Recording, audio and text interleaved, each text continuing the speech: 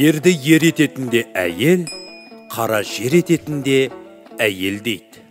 Иә, ер кісінің өсіп өркендеуі, елге сыйлы азамат болуы, немесе керісінше адамдық жолдан таюы да әйелдерге тікелей байланысты. Бір кісі әйелінің пәктігінен, тазалығынан, күйеуіне деген ерекше ықылас пен көңіл бөлгендігінен күндізде жұлдыздарды көретін қырағы болып кетіпті.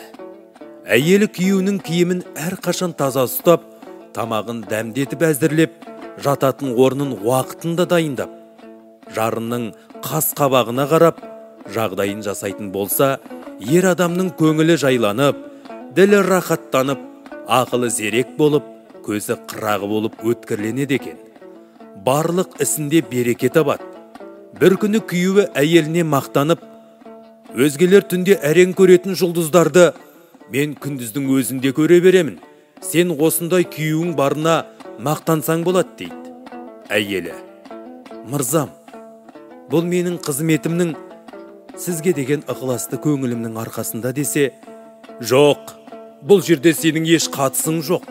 Бұл маған Құдайдың берген ерекше қасиеті деп басынан сөз асырмайды. Әйелі күйеуінің бұл сөздеріне үн қатпастан жүре береді. Алайда бұрынғыдай көңіл бөлуін сиретеді.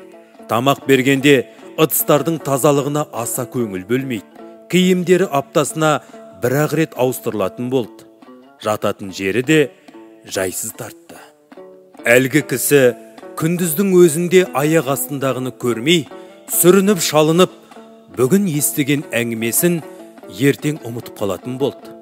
Сосын әйеліне: қымбаттым, алдыңдағы ықыласты көңіліңді, алдыңдағы құрметіңді жасай бер.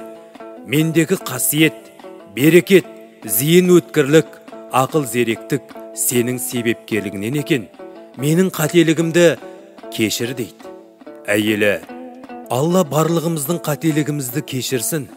Қатесіз адам болмайды. Менің сізге жасап жатқан қызметімді Алла білсе, Алла разы болса, және сіз разы болсаңыз, мен жәннаттық болармын деп жауап береді.